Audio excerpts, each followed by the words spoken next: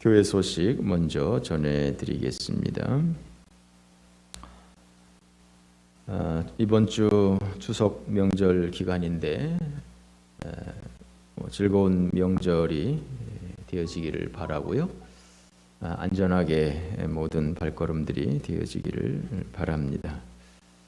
아직 예배가 온전히 회복되지 못하고 있는 상황 가운데 있는데 전국 교회 예배가 속히 회복되도록 기도해 주시기를 부탁드립니다.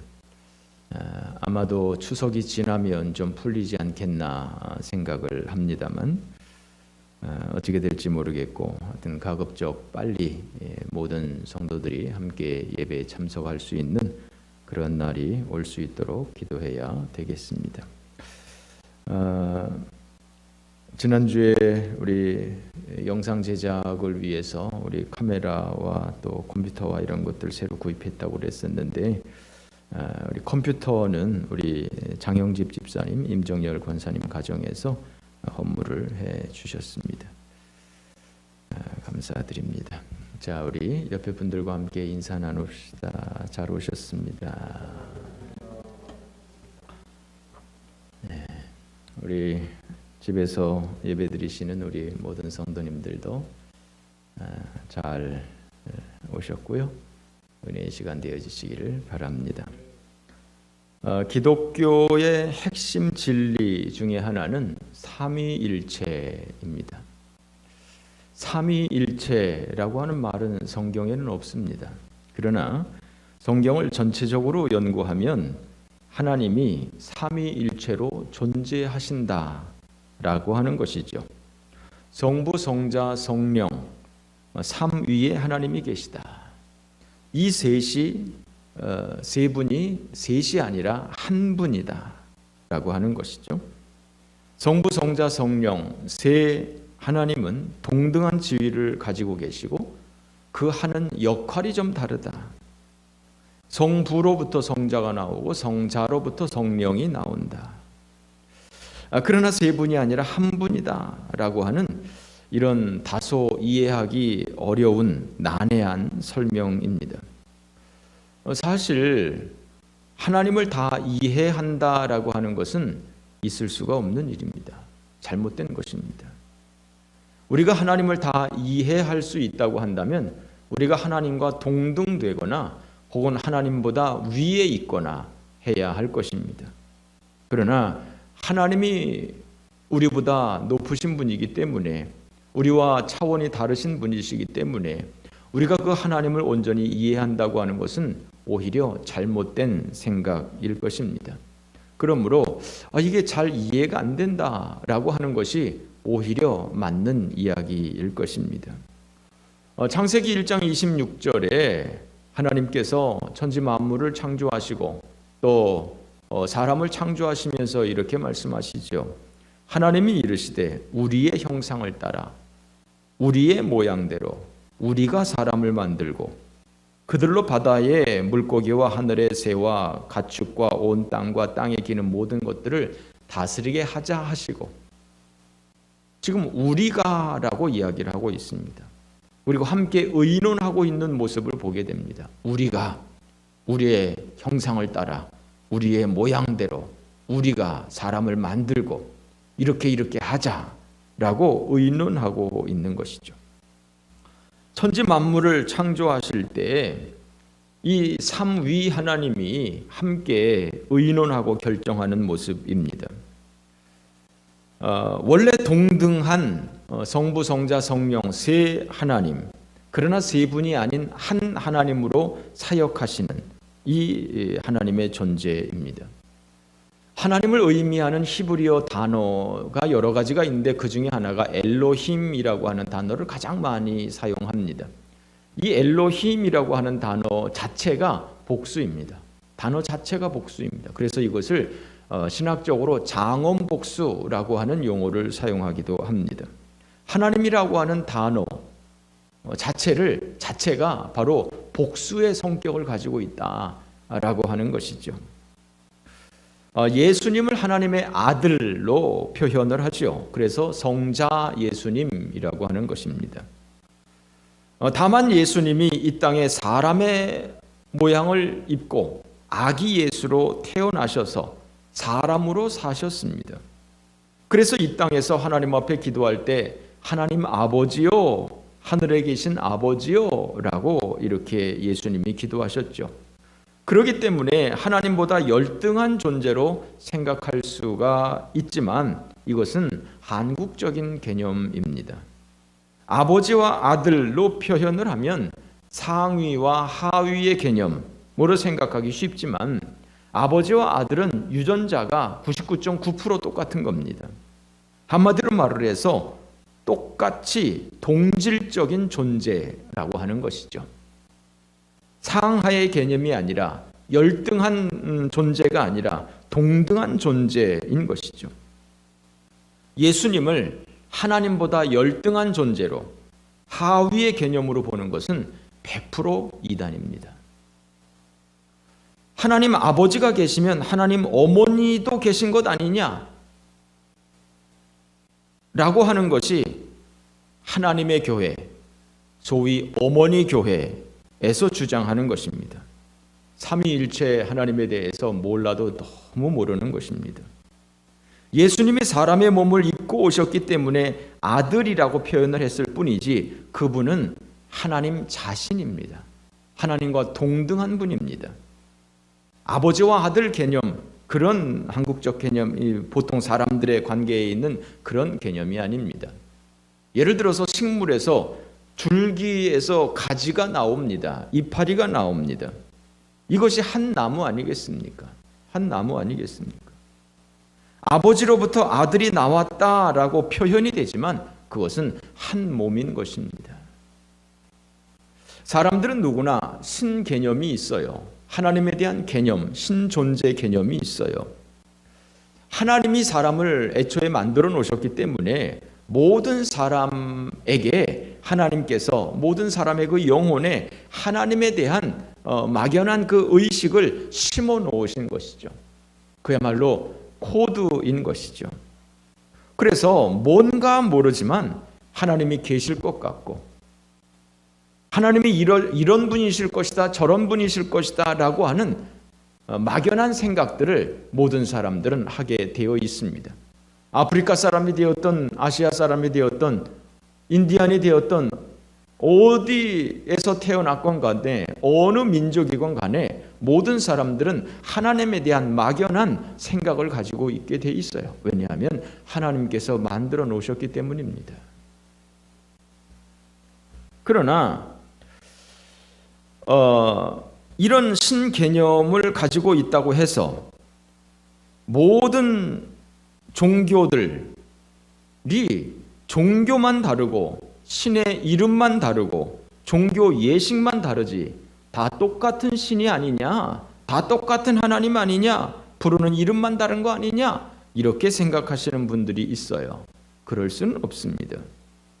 진품은 하나고 유사품, 짝퉁은 수만 가지가 될 수 있는 것이죠. 진품과 흡사하지만 짝퉁은 절대로 진품이 아닌 것입니다. 하나님께서는 분명하게 말씀합니다.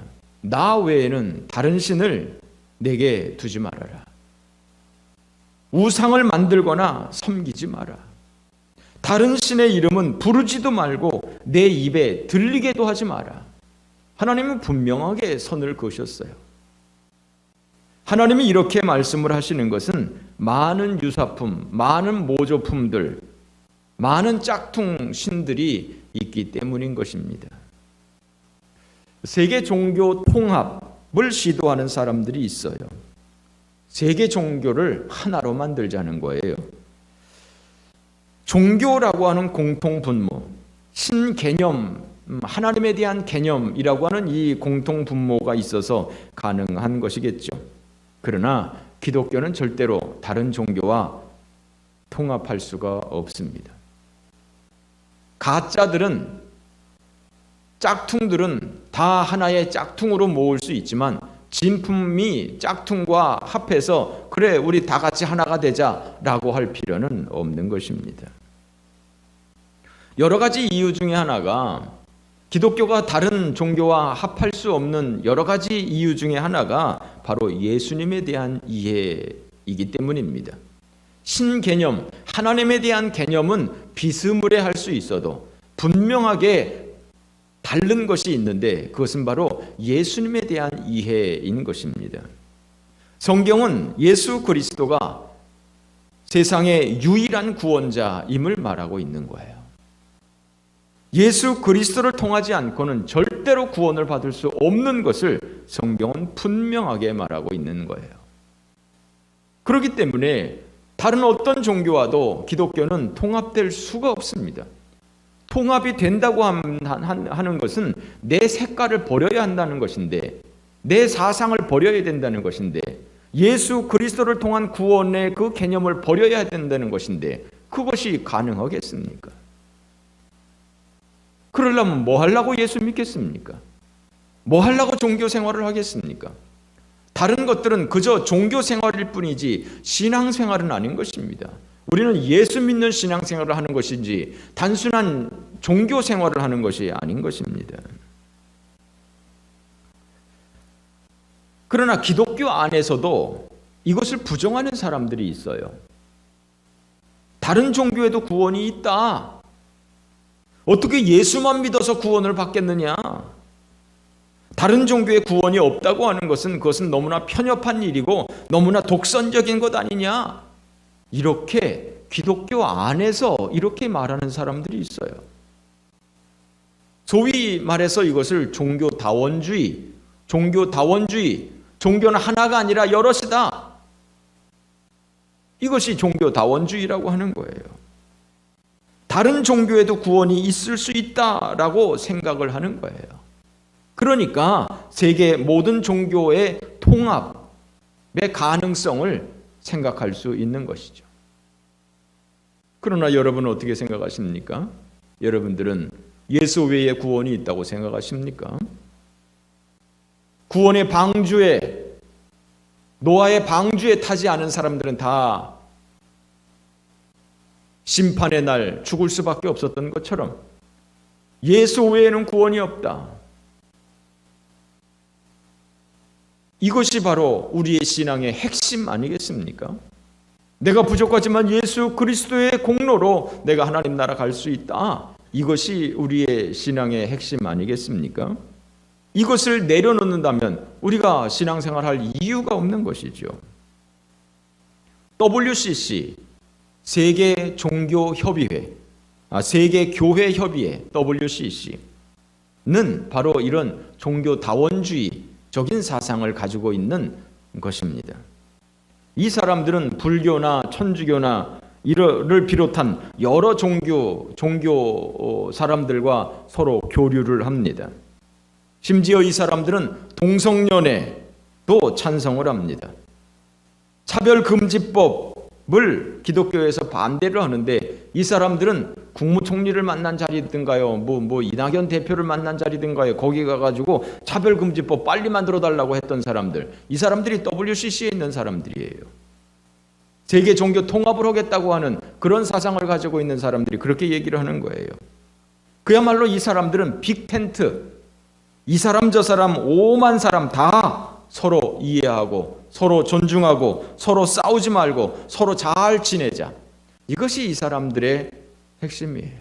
종교도 좋은데 하나님도 좋은데 내 것만 주장하면 서로 싸우게 되니까 그래 이것도 맞다 저것도 맞다. 그래서 다 맞다고 하고 다 같이 잘 지내자. 이것이 WCC적인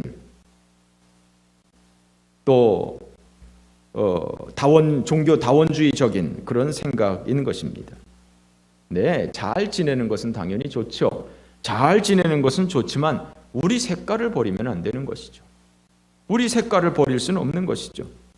예수도 좋다, 무함마드도 좋다, 석가도 좋다, 공자도 좋다, 무교도 좋다, 무당도 좋다. 그럴 수는 없는 것 아니겠습니까? 그저 자기의 취향에 따라서 종교를 선택하면 되는 것이다 라고 하는 이런 말에 우리가 동의할 수는 없지 않는 것 아니겠습니까? 이거는 자기 취향에 맞는 대로 선택을 하면 된다라고 하는 그런 성격이 아니라 이것은 진리와 비진리의 문제 아니겠습니까?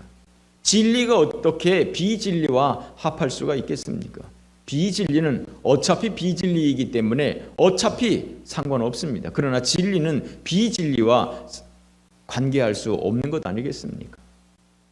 물과 기름이 섞일 수 없는 것처럼 진리와 비진리는 서로 하나가 될 수 없는 것 아니겠습니까?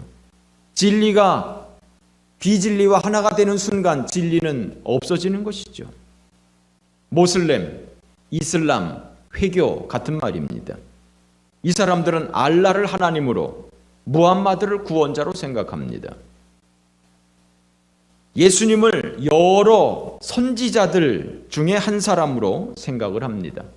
무함마드를 마지막 선지자로 생각을 합니다.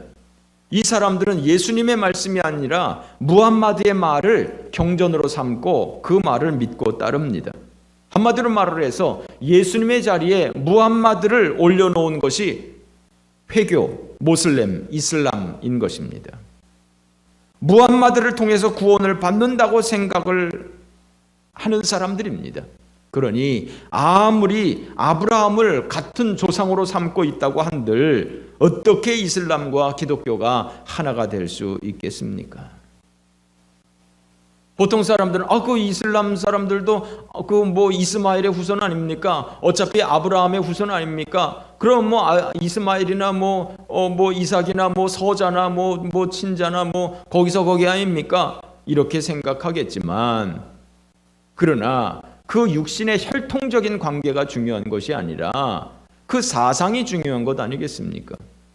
우리는 예수님을 통해서 구원을 얻는다고 하는데 저 사람들은 예수님은 그저 여러 선지자 나부랭이 중에 하나일 뿐이고, 가장 위대한 선지자는 최후의 선지자는 무함마드라고 하고, 그 무함마드를 통해서 구원을 받을 수 있다 하니 그 무함마드가 십자가에서 죽은 것도 아니고 어떻게 그런 이슬람과 기독교가 하나가 될 수 있겠습니까? 대부분의 이단들은 예수님에 대한 이해, 기독론에 문제가 있는 것입니다. 예수님이 유일한 구원자가 아니다라고 생각을 하는 것입니다. 혹 예수님이 구원 사역을 실패했다라고 생각을 하는 겁니다. 그리고 그 예수님의 자리에 다른 사람들을 올려놓는 겁니다. 그것이 바로 재림 예수가 되는 것이죠. 그래서 그 사람들이 나를 통해 예수는 십자가에서 실패했다, 예수는 십자가에서 죽었다, 죽은 것은 실패한 거다, 내가 재림 예수로 왔다, 나를 통해서 구원이 임한다, 이렇게 사람들이 이야기를 하는 거예요, 이단들이.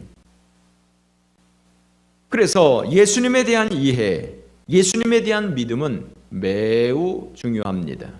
기독교 신앙에서 삼위일체 신인데, 삼위일체 하나님인데 오만 잡신들이 다 삼위일체 하나님이라고 할 수는 없는 것 아니겠습니까? 우리가 살펴보고 있는 이 골로새 교회, 이 교회에 문제가 발생을 했다라고 했는데 그 문제도 바로 이 기독론의 문제, 예수 그리스도가 누구시냐라고 하는 문제에 있었던 것이죠. 예수님에 대한 바른 이해를 하도록 바울이 지금 이 골로새서를 쓰고 있는 것입니다. 오늘 읽은 본문은 골로새서 중에서 가장 중심이 되는 내용입니다. 가장 중심이 되는 내용. 예수님이 누구신가? 예수님의 본체가 무엇인가? 라고 하는 것을 말씀하고 있는 골로새서에서 가장 핵심적인 내용입니다. 모든 언어에는 시제라고 하는 것이 있습니다. 시제라고 하는 것은 현재, 과거, 미래 이런 것들을 시제라고 하는 것입니다. 헬라어는 세상에 있는 여러 언어들 중에서 가장 복잡한 시제, 가장 많은 시제를 가지고 있습니다. 시제가 많다, 시제가 복잡하다라고 하는 것은 정확한 언어로 표현을 할 수 있다는 얘기예요. 그 모든 상황을 정확한 언어로 표현을 해서 정확하게 의사 전달을 할 수 있다. 이것이 시제가 갖는 중요성이에요. 이 헬라어에는 현재 분사라고 하는 것이 있어요. 현재 분사라고 하는 시제는 현재 진행 중인 동작, 계속적인 동작을 얘기하고 있는 거예요. 10절 말씀 지난주에 우리가 살펴봤는데요. 선한 열매를 맺고 하나님을 아는 지식에서 자라고, 11절 하나님의 능력으로 능력 있게 되고, 12절 하나님께 감사한다 라고 하는 것이 전부 다 현재 분사로 되어 있어요. 그러니까 골로새 성도들은 과거 한때 선한 열매를 맺은 것이 아니라, 과거 한때 하나님의 능력으로 살아갔던 것이 아니라, 그때로부터 지금까지 계속해서 선한 열매를 맺는 삶을 살고 있고, 하나님을 아는 지식이 점점 자라가고 있고, 하나님의 능력으로 지금 현재 살아가고 있고, 하나님께 감사하는 삶을 지금 현재 계속 살아가고 있는 거예요. 이게 현재 분사예요. 과거에 선한 열매를 맺었다고 해서 그걸로 끝나는 것이 아닙니다. 과거에 하나님을 아는 지식에서 자랐다고 해서 그걸로 끝나는 것이 아닙니다. 과거에 능력을 받았다고 해서, 과거에 인내를 이루었다고 해서 그걸로 끝나는 것이 아닙니다. 과거에 하나님 앞에 감사했다고 해서 그걸로 끝나는 것이 아닙니다. 이것은 오늘 우리의 삶 속에서도 계속 나타나야 하는 것이고, 앞으로도 계속 나타나야 되는 거예요. 이것이 현재 분사의 시제의 의미인 것입니다. 우리의 목숨이 붙어 있는 날까지 하루도 쉬지 않고 계속 되어져야 하는 거예요. 그러므로 여러분, 우리는 날마다 선한 열매를 맺도록 노력해야 되는 것이고, 하나님을 아는 것에서 자라가도록 노력해야 되는 것이고, 날마다 하나님의 능력으로 힘입을 수 있도록 노력해야 되는 것이고, 날마다 하나님께 감사하는 삶이 되어야 하는 줄로 믿습니다. 12절 말씀에 보면 우리로 하여금 빛 가운데서 성도의 기업의 부분을 얻기에 합당하게 하신 하나님 아버지께 감사하게 하시기를 원하노라 그랬어요. 여기서 합당하게 되었다라고 표현을 하고 있는데요.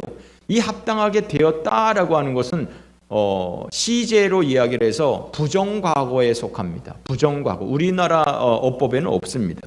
이 부정과거라고 하는 시제는 과거 어느 한순간에 단회적으로 일어난 사건을 얘기하는 것입니다.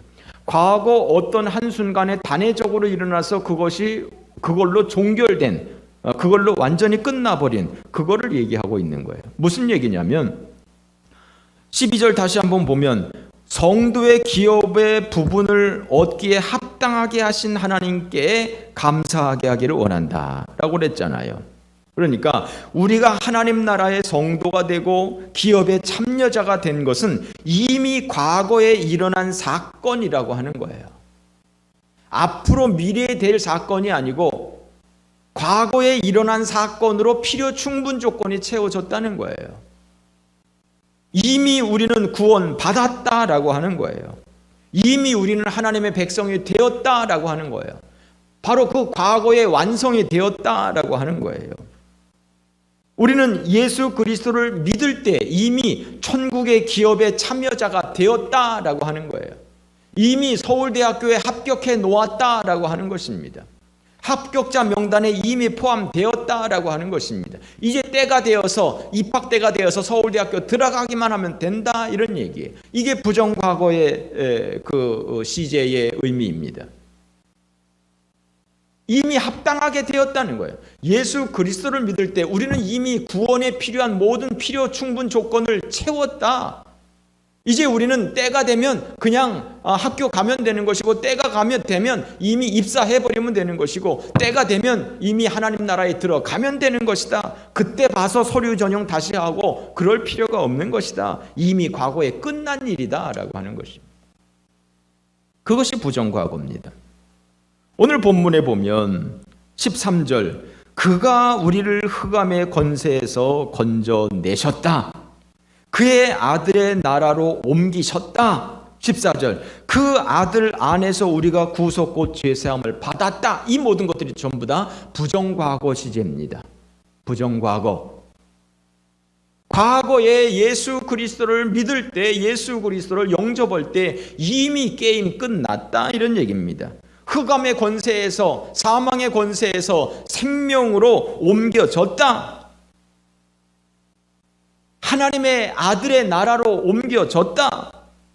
그 아들 안에서 구속 곧 죄사함을 얻었다.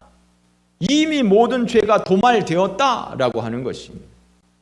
이게 부정과거적인 시제입니다. 그렇습니다. 이미 과거에 구속을 받고 죄사함을 받고 하나님의 나라로 옮겨졌고 흑암의 권세에서 건져진 그것이 바로 우리의 존재인 것을 믿으시기 바랍니다. 요한복음 5장 24절 말씀에 보면 내가 진실로 진실로 너희에게 이르노니 내 말을 듣고 또 나 보내신 이를 믿는 자는 영생을 얻었고 심판에 이르지 아니하나니 사망에서 생명으로 옮겼느니라. 여기서도 예수님께서 똑같이 말씀을 하고 있잖아요. 내 말을 듣고 나 보내신 이를 믿는 자는, 나 보내시는 이는 하나님을 말하는 것이죠. 영생을 얻었다. 이미 영생을 얻었다는 것입니다. 영생을 얻게 될 수 있어. 영생을 얻게 될 가능성이 있어. 이 얘기가 아니라 너희들은 이미 영생을 얻은 거야 라고 하는 것이죠. 영생을 얻었고 심판에 이르지 아니하리니 사망에서 생명으로 옮겼느니라. 이미 옮겨진 줄 믿으시기 바랍니다. 성경은 자연스러운 모든 자연인들은 다 흑암의 권세에 있다고 해석을 합니다. 하나님과 상관없이, 천국과 상관없이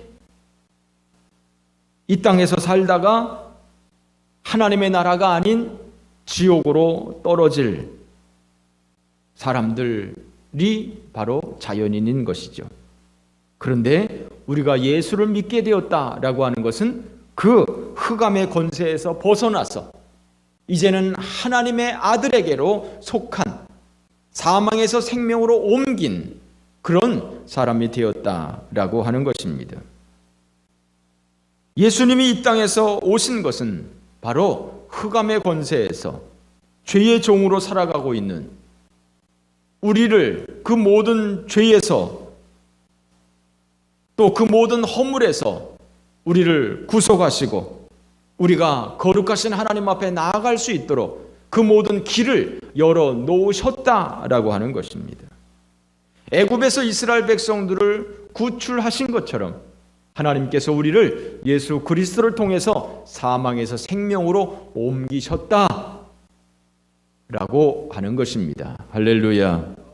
그러므로 여러분, 그거 내가 구원받았는지 그거 어떻게 알겠어요? 천국에 가봐야 되지 않을까? 죽어봐야 내가 천국 갈지 지옥 갈지 아는 거 아닌가요? 내가 죽어봐야 천국이 있는지 지옥이 있는지 아는 거 아닌가요? 어떻게 그렇게 사람들이 자신 있게 나는 천국 간다, 어떻게 그거 너무 교만한 거 아닌가요? 라고 말하는 사람들이 많은데 그것은 겸손이 아니라 그것은 믿음이 없는 겁니다. 히브리서 11장 잘 나와 있지 않습니까? 믿음은 바라는 것들의 실상이다. 보지 못하는 것들의 증거다. 선진들이 이로써 증거를 얻지 않았느냐? 믿음대로 되는 것 아니겠습니까? 그 사람들이 하나님의 말씀을 그대로 믿었기 때문에 그 사람들이 그대로 인생을 살았고, 그랬기 때문에 방주를 통해서 생명을 구원할 수 있었고, 아브라함은 가나안 땅을 얻을 수 있었고, 그들은 더 큰 소망, 더 큰 장래의 그 미래, 그 하나님의 나라를 꿈꾸던 사람들 아니겠습니까? 그것이 바로 그 사람들의 믿음인 것입니다. 그렇습니다. 여러분, 우리는 이미 구원받은 사람들입니다. 우리는 이미 하나님의 나라로 옮겨진 사람들입니다. 이제 그 하나님의 나라로 갈 시간만 기다릴 뿐이지 이미 선택은 끝난 것입니다. 그것이 온전한 믿음입니다. 아직 이것에 대한 글쎄 나는 아직 잘 모르겠는데요 라고 한다면 그 사람은 아직 믿음이 없는 것입니다. 아직 믿음이 부족한 것입니다. 그러므로 여러분, 우리는 참 하나님께서 우리를 하나님의 백성 삼으시고 우리를 사망에서 생명으로 옮기시고 우리를 영원한 하나님의 나라로 옮기신, 이미 우리가 예수 그리스도를 믿을 때 이미 그때 결정이 되어진 사건인 것을, 이 과거에 결정되어진 것이 그것으로 어떤 변동도 없이 끝까지 가게 되는 것을, 그래서 우리가 오늘 밤에 당장 죽어도 내일 아침 하나님 나라에서 깨어날 수 있다고 하는 이 분명한 믿음을 여러분들이 가질 수 있기를 바랍니다. 누구 안에서요? 예수 그리스도 안에서요. 예수 그리스도 안에서. 예수 그리스도. 그분은 누구시냐? 15절 말씀해 보니까 그는 보이지 아니하는 하나님의 형상이다 라고 말을 합니다. 예수님은 보이지 않는 하나님의 형상입니다. 하나님은 보이지가 않는 존재잖아요. 근데 보이지 않는 하나님이 사람들에게 보이는 존재로 나타나는 거예요. 그것이 바로 예수 그리스도예요. 하나님이 예수님처럼 생겼다는 말이 아니에요. 하나님이 우리처럼 생겼다는 얘기가 아니에요. 그 보이지 않는 하나님이 예수님의 몸을 입고 이 땅에 사람이 볼 수 있는 모습으로 잠시 나타났었다라고 하는 거예요. 2000년 전에 유대 땅에서 태어났던 예수 그리스도, 그분은 세상 만물을 창조하셨던 창조주 하나님이셨다라고 하는 것입니다. 모든 피조물보다 먼저 나셨다라고 말하고 있어요. 모든 만물보다 먼저 계셨던 창조주 하나님인 것입니다. 모든 창조물보다 먼저 나셨다라고 하는 것은 시간적으로 앞선 것을 얘기하는 것이 아닙니다. 예수님이 가장 먼저 창조되고 그 다음에 다른 것들이 창조됐다, 이런 얘기가 아닙니다. 먼저 나셨다라고 하는 표현에 속으면 안 됩니다. 먼저 나셨다라고 하는 것은 앞섰다라고 하는 것입니다. 모든 만물 중에서 으뜸이다라고 하는 의미입니다. 시간적인 개념이 아니라 그 뭐라고 해야 되나요? 시간적인 개념으로 나셨다, 먼저 나셨다라고 하는 그런 시간 개념이 아닙니다. 시간에도 카이로스와 크로노스가 있지 않습니까? 이 물리적인 시간과 또한 또 다른 시간이 있는 것 아니겠습니까? 마찬가지로 예수님께서 어떤 시간적으로 앞선 그런 것이 아니라 상태적으로 앞선 그런 모습인 것이죠. 예를 들어서 여호와의 증인들, 이 사람들은 바로 이 구절을 가지고 예수님을 피조물로 생각을 합니다. 다만 다른 모든 피조물보다 먼저 창조되신, 그래서 모든 피조물보다는 위에 계신 그런 존재로 여호와의 증인들은 예수님을 생각하는 거예요. 그렇다면 어쨌든 그는 피조물이지 창조주가 아닙니다. 우리가 믿는 예수 그리스도, 그분은 창조주 하나님이시지 피조물이 아닙니다. 그러나 먼저 나셨다라고 하는 이 표현, 이런 것 때문에 이 여호와의 증인들은 예수님을 그저 시간적으로 앞선 그런 피조물로 생각하고 있는 것이죠. 그것은 바로 예수님을 하나님의 자리에서 끌어내리려고 하는 것입니다. 만일 예수님이 피조물이라고 한다면 삼위일체 하나님을 부인하게 되는 것이죠. 그래서 이 기독론이 중요한 거예요. 예수님을 어떻게 보느냐라고 하는 이 관점이 대단히 중요한 거예요. 대부분의 이단은 바로 이 기독론에 예수님이 누구신가에 대한 잘못된 이해를 가지고 있기 때문인 것입니다. 만물이 그에게서 창조되었다라고 말하고 있습니다. 만물이 그에게서 창조되었다. 무엇을 창조했습니까? 16절에 보니까 하늘에 있는 것, 땅에 있는 것, 보이는 것, 보이지 않는 것, 주권, 주관, 정사, 권세, 이런 모든 것들이 창조되었다는 거예요. 누구를 통해서? 예수 그리스도를 통해서. 예수 그리스도가 천지 만물을 창조할 때 함께 참여하셨던 삼위일체 하나님의 한 분이라고 하는 거예요.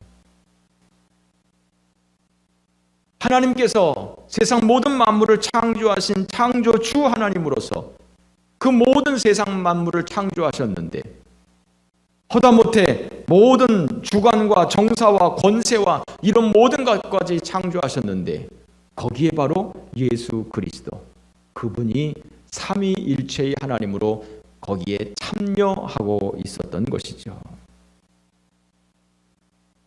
만물이 다 그로 말미암고 그를 위하여 창조되었다라고 말씀을 하고 있습니다. 만물이 다 그로 말미암고 그를 위하여 창조되었다. 이것이 창조의 두 가지 법칙입니다. 첫 번째 법칙, 그로 말미암고 예수 그리스도를 통해서 세상 만물이 창조되었다고 하는 것입니다. 그로 말미암고 또 그를 위하여 창조되었다. 그를 위하여, 예수 그리스도를 위하여 세상 만물이 창조되었다. 삼위일체 하나님을 위하여 세상이 창조되었다. 이것이 창조의 두 가지 원리 법칙인 것입니다. 그렇습니다. 예수 그리스도, 그분은 바로 창조주 하나님, 우로서 보이지 않는 삼위일체 하나님의 한 분으로서 사람들에게 보이는 존재로 이 땅에 나타나셔서 그리고 구속의 사건을 이루신, 모든 사람들을 흑암의 권세에서 벗어나게 하셔서 생명으로 하나님의 나라로 인도하시기 위해서 구속 사건을 이루셨던 그 창조주 하나님, 그분이 바로 예수 그리스도이신 것입니다. 예수 그리스도, 그분은 바로 창조주 하나님, 태초부터 계셨던, 말씀으로 세상을 창조하셨던 그 하나님, 그 말씀으로 세상을 창조하신 그 말씀의 하나님이 이 땅에 나타난 것이죠. 그것이 바로 요한복음 1장 1절에 나타나는 것이죠. 태초에 말씀이 계시니라. 이 말씀이 하나님과 함께 계셨으니 이 말씀은 곧 하나님이시라. 요한복음 1장 1절 말씀 가운데서 우리는 예수 그리스도가 말씀의 하나님이신 것을, 하나님이 이 땅에 태어나셔서 우리들에게 직접적으로 하나님이 우리들에게 말씀하신 그 말씀의 하나님, 그 말씀의 하나님이 천지 만물을 말씀으로 창조하셨고 또한 이 땅에 우리에게 나타나셔서 말씀으로 가르치셨던 그 예수 그리스도, 그분이 바로 우리의 구원자이신 것을, 그러니 이 예수 그리스도를 누구와 비하겠습니까? 그러니 우리가 이 예수 그리스도를 어떻게 내려놓고 다른 모든 종교와 통합할 수 있겠습니까? 아무리 통합하는 것이 좋고 아무리 협력하는 것이 좋고 화해하는 것이 좋지만 어떻게 창조주 하나님 예수 그리스도를 그 하나님의 보좌에서 끌어내려서 똑같은 사람의 모습으로 끌어내릴 수가 있겠습니까? 그러므로 여러분, 우리는 예수 그리스도에 대한 온전한 믿음을 가지고 온전한 이해를 가지고 천국 가는 그날까지 온전한 믿음으로 살아갈 수 있는 주의 백성들 되어질 수 있기를 주님의 이름으로 축원합니다.